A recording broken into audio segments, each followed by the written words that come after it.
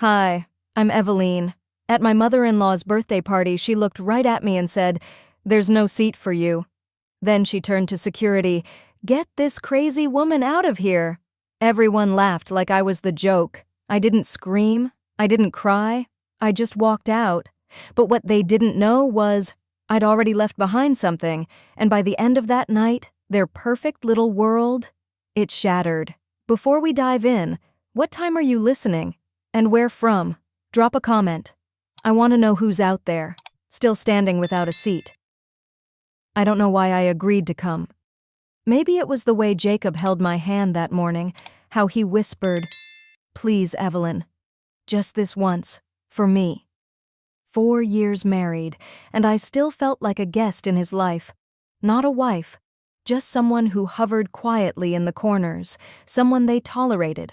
His mother never said it aloud, but her eyes told the truth every time she looked through me. I kept my makeup light, let my curls fall in their natural shape, and chose a navy dress that hit just below the knee. Nothing flashy, nothing they could pick at.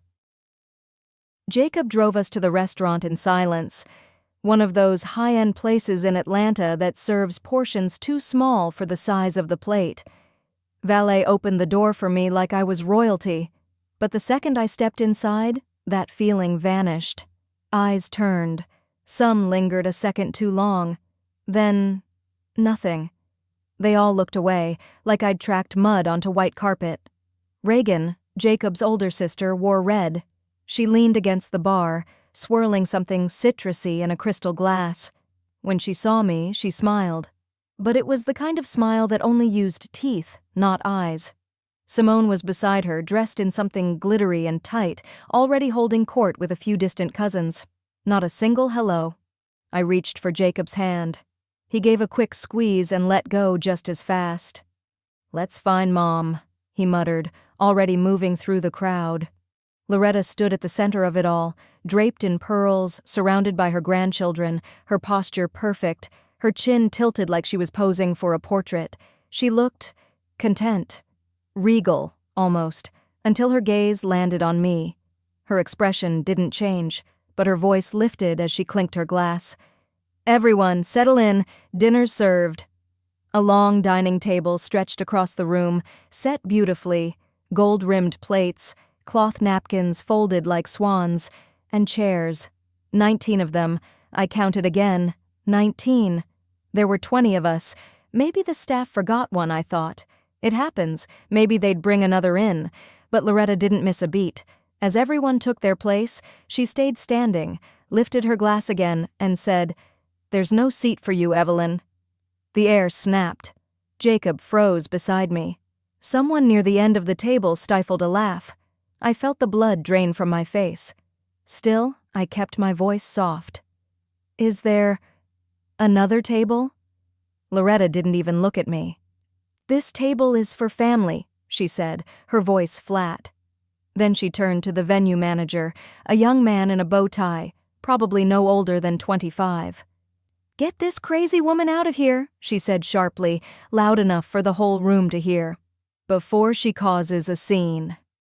The gasp that followed wasn't from me. It was from Jacob. Security was already walking toward me. I didn't flinch, didn't cry. I just nodded. And I turned. As I walked away, I heard whispers, laughter, clinks of wine glasses, even a few mumbled, "Thank God." But I focused on my steps, one at a time. At the welcome table near the entrance, I stopped. A small floral box sat there, unopened. Inside it, I'd placed an envelope earlier that evening, a simple card, no drama, just a date, and a notarized document. I didn't look back as I left. Outside, the night air was cooler than I remembered. The valet barely glanced up. Cars rolled in, heels clicked on concrete. The world kept spinning, but inside me, something had shifted. I murmured to myself under my breath, but with more clarity than I'd felt in years. That was the last time they laughed at me. I didn't look back when I stepped out into the cool Atlanta night, just kept walking, the sound of my heels against the stone path almost drowned out by the soft jazz still leaking from the restaurant's open doors. The air smelled of gardenias and overcooked filet. I didn't care. My silence wasn't defeat. It was the doorway to something they never saw coming. Inside, the party rolled on. Loretta's assistant, a young woman named Gina, who wore pearls like she earned them, made her way to the welcome table with her clipboard in hand. She reached for the last unopened gift box, floral print, small, the kind you'd expect to hold a silk scarf or maybe a scented candle. With Loretta laughing boisterously at the head of the table, surrounded by cousins and grandkids, Gina walked it over. "Nah, ma'am, one more gift left unopened. From Evelyn, I think," she said, trying to make her voice light, neutral. Loretta rolled her eyes and gave a short, bitter laugh. "Oh, God, if it's a therapy voucher, I swear I'll scream." A few people chuckled. Reagan smirked. Loretta peeled the box open with an overly casual flick of her fingers, like she was already dismissing it before knowing what it held. Inside, a plain white envelope, her name written across it in looping black ink. For Loretta. To be opened during dessert. But of course, Loretta never followed instructions, especially not from someone she saw beneath her. She ripped the envelope open, lips already forming another insult. Instead, she stared. One beat, two. Then her fingers tightened on the paper. Her laughter stopped so abruptly that even the server behind her paused. "What is it, Mom?" Simone asked, leaning forward, trying to peek.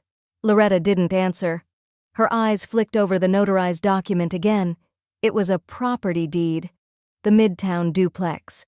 The one she always called her ace card. Her name had been neatly crossed out. Mine was typed in, stamped, and notarized. Stapled to the deed was a short note written in the same hand. "Check your escrow files. Page 3. Loretta stood so fast, her chair screeched back. "I need a moment," she said sharply. She strode out of the room like her shoes were on fire, fingers trembling around her phone. She didn't even make it to the back hallway before she barked into the screen. "Get Craig on the phone, now." Guests exchanged glances. Simone and Reagan followed her out. Jacob hesitated. He looked torn, confused, almost nervous, but eventually pushed back his chair and walked after them. They found her near the service corridor, pacing in front of the restroom signs, cell phone pressed to her ear. "She's not answering," Loretta hissed. "She touched my real estate file, that little—" "Who?" Jacob asked. "Evelyn." Loretta whipped around, face flushed. "Of course, Evelyn. She must have gone through my paperwork. Probably when I let her help with that filing last February. You remember? That stupid refinance packet?" Reagan leaned in, brows raised. "Wait, she did your paperwork?" "I didn't ask her to read it," Loretta snapped. "I was running late for a nail appointment and told her to highlight the lines that needed initials." "You signed this?" Jacob asked quietly, holding up the document. "Of course not," Loretta yelled. Then stopped. Her mouth twitched. "Well, I didn't read the fine print. I thought it was just a consent form." Reagan crossed her arms. "So you signed over a property to Evelyn without noticing?" Simone snatched the papers. "This isn't some prank, Mom. This has stamps, legal ones." Loretta's lawyer finally picked up. She stepped away to speak with him in hushed tones, but not before they all heard her say, "Just look at the clause. Page 3. No, the amended version." A long pause. Then her voice dropped. "What do you mean, my initials are there? I never—" Her eyes darted back to the group. Jacob took a step back, like the weight of what was unfolding had finally landed. "She played you," Reagan said almost admiringly. "I don't believe this," Loretta whispered. "You should have saved her a seat," Simone muttered under her breath. Back in the dining room, murmurs had already started. Someone had peeked over the shoulder of the assistant, holding the discarded envelope. Guests whispered. Phones lit up. A woman near the end of the table clutched her pearls for real this time. Loretta stormed back in, tried to collect herself. "Dessert's canceled," she announced, breathless. The DJ blinked, confused. One of the cousins actually booed. Jacob tried calling me 4 times. Each one went straight to voicemail. Meanwhile, I was home, standing in the kitchen barefoot, packing an overnight bag. I didn't know where I was going, yet, But I knew I wouldn't be there if Jacob came back looking for comfort. He'd already made his choice. Silence. I glanced at the phone once. 4 missed calls. I blocked the number without another thought. Then I zipped my bag closed, took one long breath, and looked around the apartment I used to share with him. Everything felt quieter, calmer, clearer. She thought that property was the end of it, but it was only the beginning. I didn't sleep much, not because I was anxious, but because I wasn't. That was the strange part. By the time dawn broke over the Atlanta skyline, I was already seated at the kitchen counter, holding a warm mug of coffee, letting the silence sit with me. My apartment was still, almost too neat, as if last night's firestorm had never touched it. But it had. My phone vibrated once on the marble, then again, then a cluster of buzzes. I flipped it over. 8 missed calls from Jacob, 3 from Loretta, 1 voicemail from Simone. I didn't bother listening. I hit delete. I took another sip, staring out at the muted gold reflecting off the glass towers downtown, and reached for the thick folder I'd laid on the counter the night before. It was labeled in my handwriting, Mayfair Holdings. Phase 2. Inside, the crisp copies waited like quiet weapons. 4 properties, small commercial lots Loretta had once bragged about at dinner, saying they practically appreciate themselves, all legally transferred, all signed off by her own hand. Each deed had the same clause, tucked neatly toward the bottom, masked in that sea of fine print, transfer of beneficiary in the event of medical delegation. She'd signed those forms after her gallbladder scare 2 years ago, gave me temporary rights to manage the paperwork, assuming I'd just organize it. She never thought I'd understand the documents, let alone protect myself with them, but I did. And not just because I wanted control. I turned the pages slowly, remembering exactly how we got here. It had started with a hospital call. Loretta had been rushed to the ER, some minor thing but dramatic enough for her to phone me and ask if I could do her a favor and help sort through some real estate files just in case she didn't make it. That was Loretta for you. Dramatic, condescending, and oddly trusting when it suited her. I was still freelancing back then. Mostly design contracts. She'd always remind people, my son's wife does graphics, with the kind of tone people use when they're not sure whether to be impressed or embarrassed, but she handed me a box. Not even locked. Just a banker's box full of paperwork, folders, sticky notes, half-signed copies, and a flash drive labeled Deeds and Stuff. I sat in our apartment. Back then, it was still ours. For 3 nights in a row, combing through everything. And what I saw made my stomach turn. Accounts under Jacob's name that I never knew existed. Property rentals listed under a family fund that I'd never signed off on. Worse, withdrawals from an account that was supposed to be mine and Jacob's savings. Gone. Quietly funneled over to Mayfair Holdings. $75,000. When I confronted Jacob about it, he barely flinched. She used it for family reinvestment, he said, eyes still on his tablet. It wasn't theft. She didn't even ask me, I replied, trying to steady my voice. You're not on the Mayfair board, Eve, he said with that same weary tone he used when explaining football stats to me. You wouldn't understand how legacy families work. Legacy families. That's what he called them. Not my family, not our family, just theirs. I said nothing after that night, just kept reading, kept printing, kept filing. And then I found it. A revocation clause buried inside Loretta's own template. She'd used it years ago when managing another trust. I adjusted it, cleaned the language, and added it back into the documents she wanted signed. She didn't read it. She never did. Her signature was right there, and I knew then I wasn't going to be the outsider sitting quietly in the room anymore. If they were going to treat me like a stranger, I'd protect myself like one. Back in the present, I flipped to the last page in the folder. The trust was intact. The originals were already transferred and verified. The copies, just backup. I fed them slowly into the shredder under the cabinet. Not out of guilt, out of finality. They weren't safe in paper anymore. They were safe in the system, in a private trust, with a trustee who didn't carry my last name and had no idea who Loretta even was. The last page disappeared into the teeth of the shredder. I finished my coffee and stood quietly, watching as the light shifted from soft orange to harsh white. A new day had begun. A different one. My phone buzzed again. Another call from Jacob. I let it ring. Because the truth was, he hadn't even been the worst part. He was just the echo. Loretta. She was the architect. And she had no idea this was only the start. I didn't plan on going public, until Loretta forced my hand. The message came late that evening, delivered not directly but through Jacob's assistant, of course. Mrs. Evelyn, Mr. Jacob invites you to a civilized legal discussion at the family attorney's office this Thursday, 10 a.m. No apology. No context. Just polished manipulation masked as professionalism. The kind Loretta loved to pretend was grace. I didn't respond. I simply showed up. The firm was tucked inside a tall glass building downtown. Modern, sterile. I stepped out of the elevator and into a narrow reception where everything smelled faintly like printer ink and anxiety. A young paralegal led me to the conference room without a word. When the door opened, Loretta was already there, seated, legs crossed, sipping something herbal. Her lips curved the second she saw me.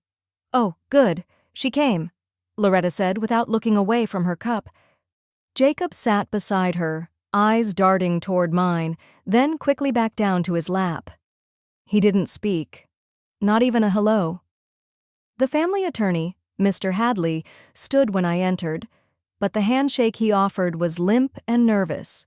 He gestured to the seat across from Loretta. I took it quietly, setting my leather briefcase next to the chair. Loretta leaned forward. "Let's not waste time. We're here because of fraud, Evelyn. You manipulated my son. You tricked this family. You put our name, our legacy, at risk."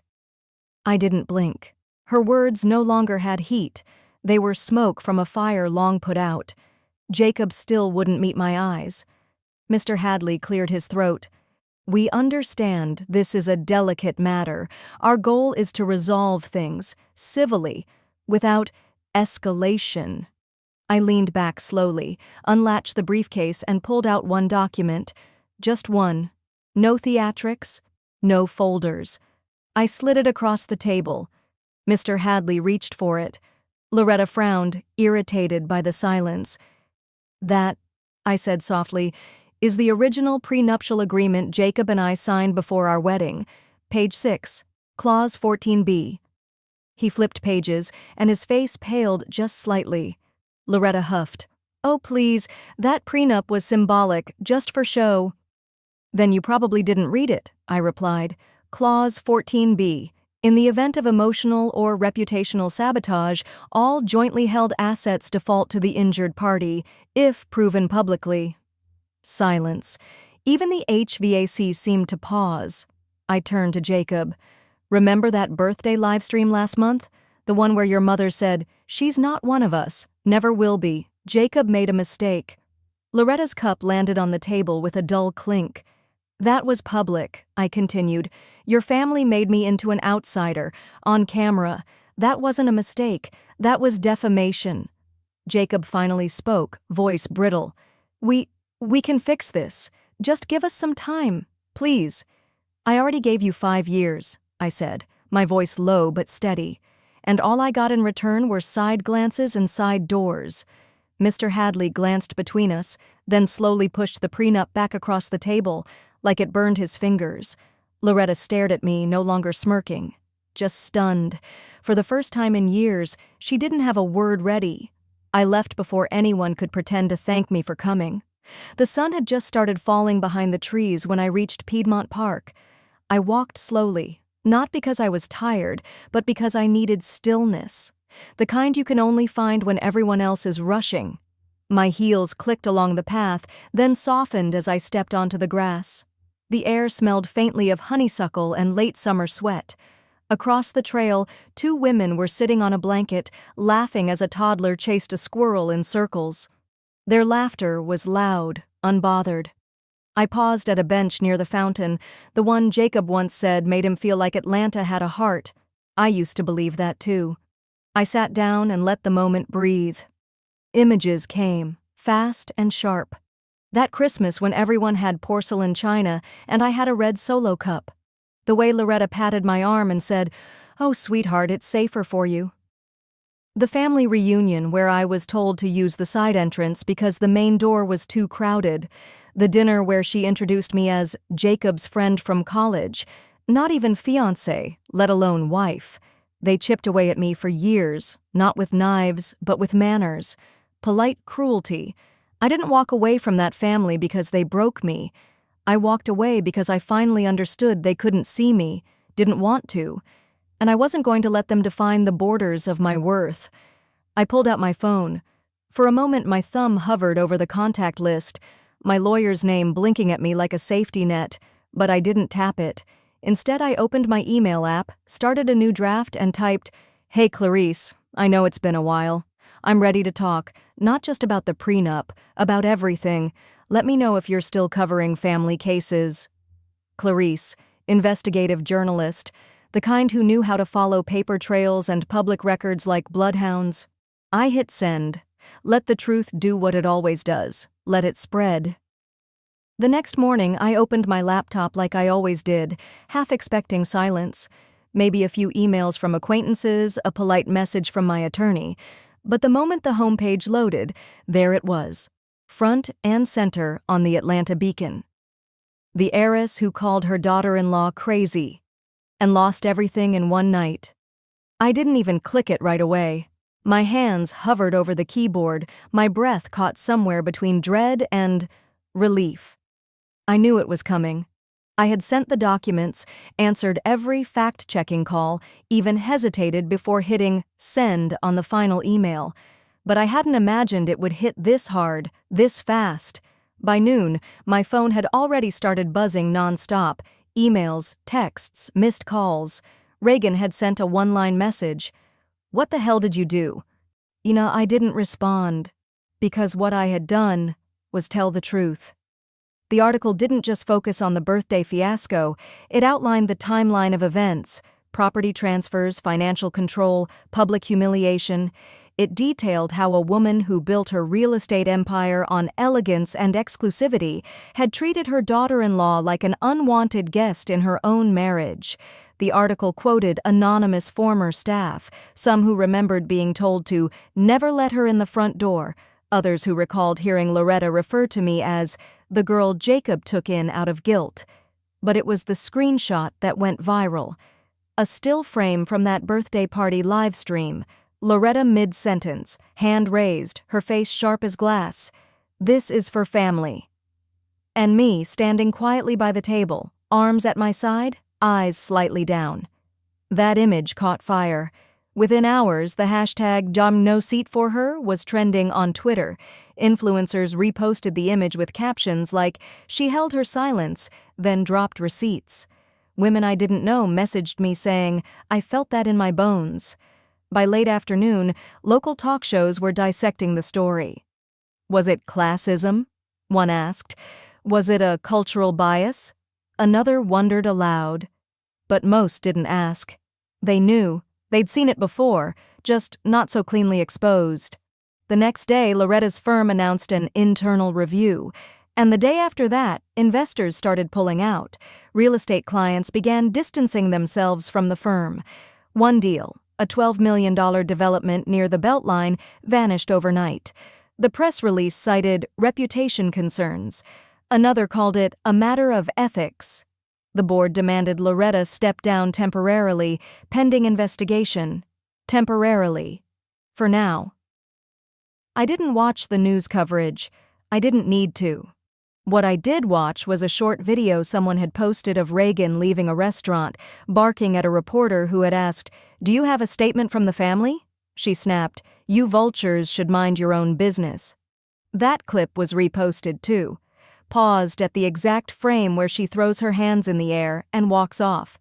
Then came Simone. A cold, glossy photo of her sitting for a podcast appearance popped up in my feed. She stared directly into the mic and said, "Jacob let that woman into our lives. He should have handled it. This is what happens when you ignore red flags." I didn't cry. I didn't even flinch. Instead, I silenced my phone for the evening and took a walk. Piedmont Park was just cool enough to need a sweater, and the breeze pulled at the hem of mine as I crossed the stone bridge by the lake. For a moment, I wasn't thinking about Loretta or Simone or trending hashtags. I was remembering something much quieter. The week after Jacob and I got married, Loretta had sent a thick envelope to our apartment. Inside was a check, $10,000, along with a note that read in careful script, "To help you dress the part." I had folded the check back into the envelope and returned it with nothing but a yellow sticky note attached. Respectfully declined. She never forgave me for that. Not because of the money, but because I didn't accept the message she thought it carried. She couldn't buy my silence, and she never thought I had a voice of my own. As I reached the bench near the rose garden, I saw two women sitting close, laughing, a child on one of their laps, trying to catch a dandelion in her little hand. The scene was simple, ordinary, but I felt it tug somewhere deep. I sat down a few feet away and closed my eyes. I didn't leave because they hurt me, I whispered to myself. I left because I refused to let them define me anymore. When I got back home, the sun was low. The windows caught that late orange light that makes everything look like it's glowing from the inside. I opened my email, not the thread with my lawyer, not the press inbox. A new one. I addressed it to someone I hadn't spoken to in years. "Hi Lila," I typed. "I've been thinking about something you once said, about truth having legs. I think I'm finally ready to walk with it." Then I added, "Would you consider letting me speak at your women's roundtable?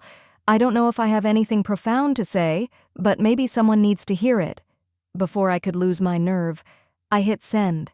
A few minutes later, the doorbell rang. It was Mrs. Langston from next door. She stood there with a small envelope in hand. "I didn't want to intrude," she said. "Just wanted to drop this off." Inside was a card. In her handwriting, "Thank you for showing us all that Grace has a spine." I smiled, held the card to my chest, and stood quietly at the window, watching the sun finish setting. I didn't feel like a hero. I still don't. But for the first time in a long while, I felt like myself. But Loretta wasn't done. She had one more move, and she made it. It came 2 days later, on a Tuesday morning. I had just brewed a second cup of coffee when I heard the knock at the door. 3 sharp raps, firm, official. I opened it to find a woman in a navy blazer, holding a stack of legal documents. "Mrs. Evelyn Granger?" she asked. I nodded. She handed me the papers. "You've been served." The envelope was thick. The first words I read: "Petition to invalidate transfer of assets, citing fraud and emotional coercion." No signature from Jacob, no mention of him anywhere in the claim. Just Loretta, fighting alone now, or trying to. By the time I stepped back inside, my phone was buzzing. Texts from Simone I didn't bother opening. A notification popped up from a local station. "Granger Family Civil War, Round 2, this time in court." I stared at the headline, then set the phone face down. Instead of panicking, I changed into slacks and a sweater and drove downtown to meet Carla, my attorney. She greeted me with that same calm smile she always had, like we were heading into a meeting about flower arrangements, not a courtroom battle. "We anticipated this," she said, sliding a folder across the table. "And we buried her defense months ago." I let out a breath I hadn't realized I'd been holding. Carla opened the folder. Inside were printed emails, notarized forms, and 2 USB drives.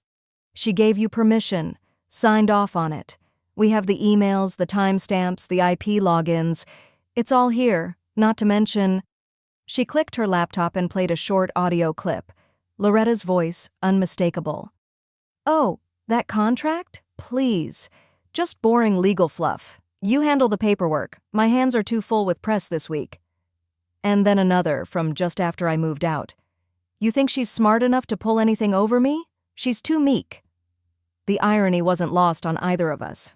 We added screenshots from the livestream, her telling security I didn't belong, her exact phrasing, "This is for family.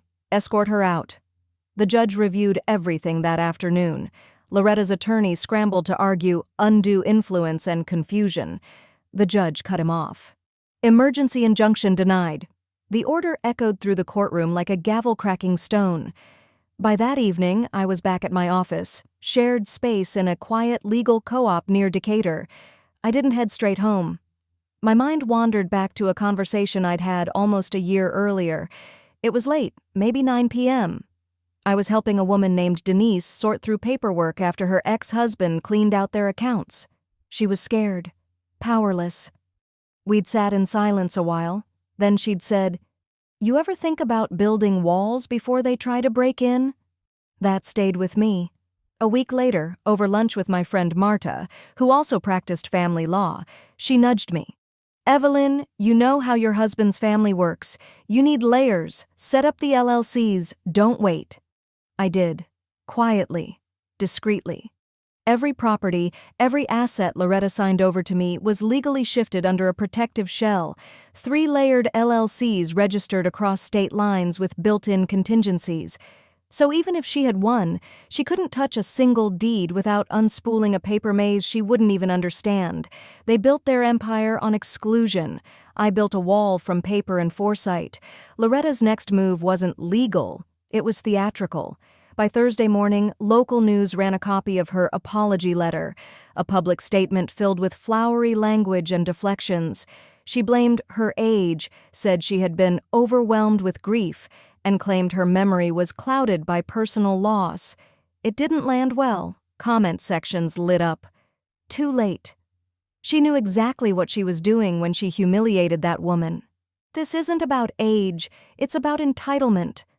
Someone dug up old footage of her past interviews, clips of her boasting about family standards, control, and keeping the family name clean. The contrast hit hard.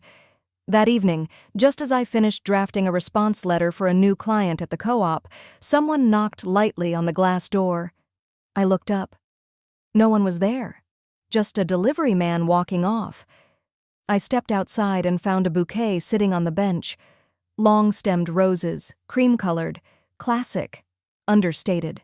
The card simply read, "For the woman who rewrote the rules quietly." There was no name. I didn't need one.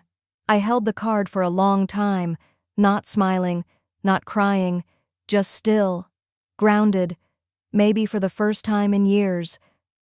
The silence after Loretta's last move didn't last long. I had just started to breathe again, feeling the dust settle around my life, when the phone rang. It was late morning, just before noon. I was standing by my kitchen window, watching a crow pick at something in the courtyard when the name flashed across the screen, Holcomb and Wiles LLP. I didn't recognize it, but something in me knew to answer.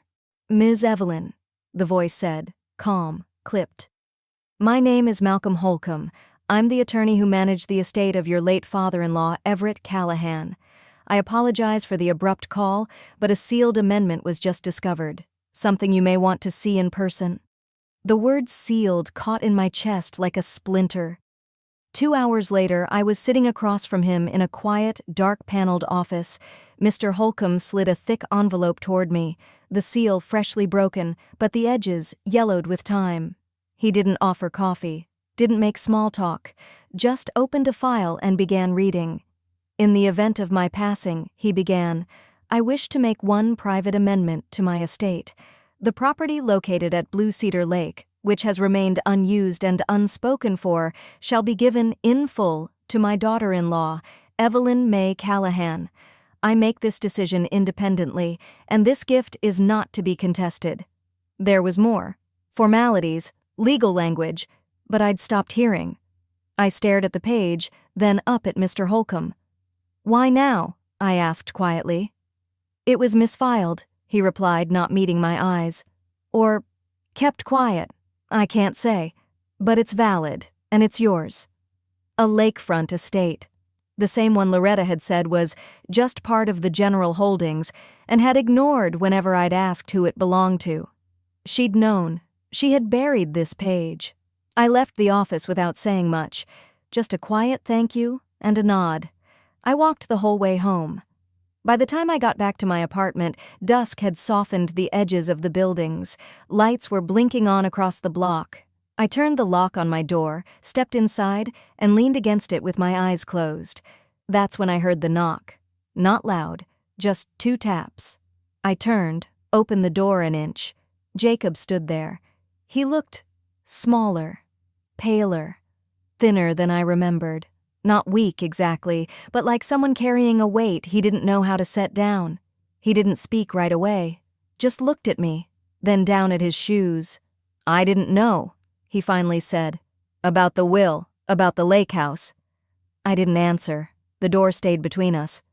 "She told me everything had been sorted," he went on, "that it was all under our name already, that there was nothing left."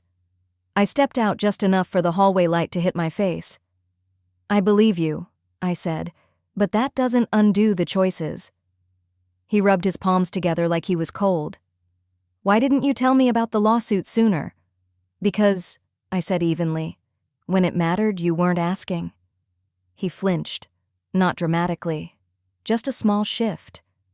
But I saw it. "You know," he whispered, "I thought you'd fight harder." I looked him in the eye. "I did, just not the way you expected." A long pause settled between us. Then he nodded once and turned. I watched him walk down the hallway, hands in his coat pockets, shoulders curved inward like someone trying to disappear into himself. I closed the door gently. That night, I sat on my couch, the lights dimmed, the sealed will resting beside me like a ghost with paper skin. I thought about the lake house, the wide deck that overlooked the water, the hollow rooms that had once held laughter, then silence, then neglect. I could keep it, sell it, make a clean break. But my mind went somewhere else, to a moment years ago, standing in that same house, barely 23, still trying to learn the rules. Everett had walked me out to the porch. He'd poured me a glass of iced tea and said, "They don't deserve you, but maybe this place will one day." I had smiled back, too polite to ask what he meant. Now I knew. By sunrise, I had made my decision. I pulled out a file folder from the drawer beneath my desk. Inside was a charter I'd drafted 2 years ago and never filed, a non-profit proposal meant for women stepping out of emotional abuse and family erasure. I filled in one more section: headquarters, Blue Cedar Lake Estate. 3 days later, I dropped a single envelope into the mail. The deed transfer. I didn't call the press, didn't share a post. No one needed to know. Except maybe one person. A bouquet arrived the following week. No sender name. No note, just a small white card tucked into the stems. On it, in neat script, were 7 words. For the woman who rewrote the rules quietly. I set it on the windowsill, beside a small photo of Everett. Then I whispered, "Now it's finally a home." The envelope sat on my desk for a full hour before I opened it. Thick ivory cardstock. The handwriting looped with forced elegance, like someone trying too hard to sound graceful. "Please join us for a private family dinner. Let's move forward." Loretta. Tucked inside was a photograph, a long, gleaming table draped in cream linen, candlelight flickering. My name, Evelyn, printed on a place card, neatly placed at the corner seat, right between Jacob and Loretta. I stared at it for a long moment, then set it down without a word. I didn't call. I didn't write back. I didn't tear it up either. I just left it there, next to a half-sipped cup of chamomile tea and my case notes from the nonprofit filing. A week passed, then another, and then the night came. At the estate, Loretta's grand idea of a reconciliation dinner. The staff had polished every surface until it sparkled. Photographers were quietly stationed, pretending to be casual guests, ready to capture a family reunited, for whatever glossy magazine Loretta still believed might care. She paced the floor in a navy blue dress she'd likely chosen to evoke authority and warmth all at once. Her heels echoed against the marble floor like a metronome. Her hand smoothed the edges of the table runner again and again. She stopped every few minutes to reposition a flower, adjust a knife. It wasn't about aesthetics. It was about control. Jacob stood by the sideboard, tie loose, drink already in hand. His eyes darted toward the front entrance every time it creaked. Reagan leaned against the doorway, arms crossed, lips tight. Simone scrolled through her phone, occasionally glancing up and sighing loud enough for it to be noticed. Loretta finally lifted her glass. "To family. Coming back together," she said, voice strained like a piano string pulled too tight. They clinked glasses. No one smiled. The photographers captured it, a tight shot, then a wide one. In that wide frame, one thing stood out. My name, sitting quietly on a plate, but no one behind it. The chair remained empty, not even a jacket draped across it, no lipstick-stained glass, just absence, so loud it felt like shouting. The spin started fast. Online, the caption under one photo read, "A graceful decline. Ms. Evelyn H. chooses silence over spectacle." Another added, "Family feud cooling off as matriarch reaches out." But inside those walls there was no cooling off. Jacob's voice rose first. "This is ridiculous. She was never coming, Mom. You knew it." Reagan threw her napkin down. "You dragged us here for what? A PR stunt?" Simone left before the appetizer plates were cleared. Loretta stayed, sat there, glass still in hand, staring at that place card like she could will it into being filled. No one stayed to keep her company. Meanwhile, I was across town. Takeout boxes lined the counter at my apartment, pad thai, fried dumplings, a sad little Caesar salad someone had optimistically ordered. I sat cross-legged on the couch, barefoot, laughing with Kira and Nia, 2 women from my legal co-op. We were celebrating our first formal filing for the nonprofit. Kira had brought a cheap bottle of sparkling cider. Nia had brought cookies she insisted were award-winning, though I suspected they were store-bought. We passed chopsticks, talked about women we were hoping to help, and laughed about absolutely nothing.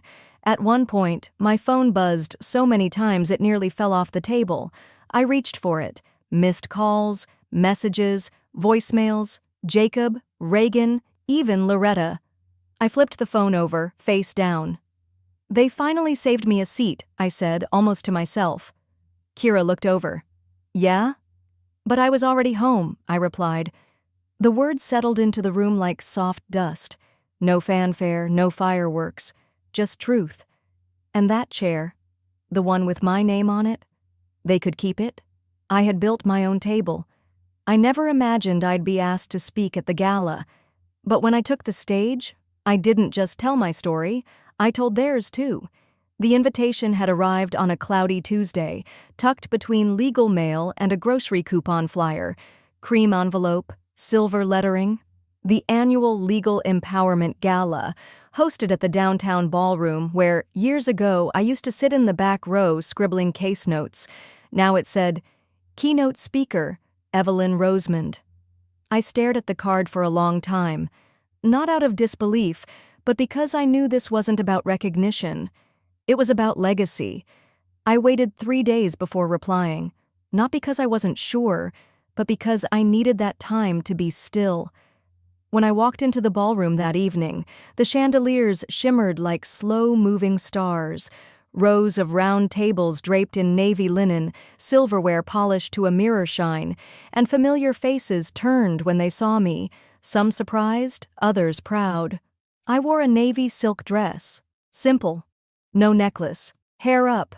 No statement needed. I wasn't here to impress. I was here to say what needed to be said.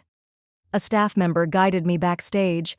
I stood there behind the curtain, palms warm, breath steady. I could hear the hum of the crowd quiet as the announcer's voice came through the mic. "And now, we welcome someone who began here as a silent observer. Tonight, she returns as a builder of justice. Please welcome Evelyn Rosemond." I stepped forward. Not a single heel click, just the weight of the room holding its breath. My name is Evelyn," I began, eyes sweeping over the dimly lit crowd. "And I wasn't supposed to be here. That's what they always told me." Soft murmurs, a few nods, but I kept going. At my own birthday party, I was humiliated, called a guest in the house I helped build, told to sit down, be grateful, and let the real family have the floor. I paused. The silence wasn't awkward. It was necessary. They thought if they ignored me long enough, I'd vanish. That silence would break me. But what they didn't know was, silence became my armor. I told them about the files I'd reviewed, the contracts I quietly rewrote, the rights I reclaimed on paper while everyone else dismissed my presence. Every clause I corrected, every loophole I closed, that was me choosing myself, not for revenge, for survival. You could hear the soft rustle of napkins as people wiped their eyes. But this story, I said, stepping closer to the edge of the stage, isn't just mine. A screen lit up behind me, photos of the lakefront estate, now transformed. A community center, mentorship hub, reading room, and 2 transitional housing units under renovation.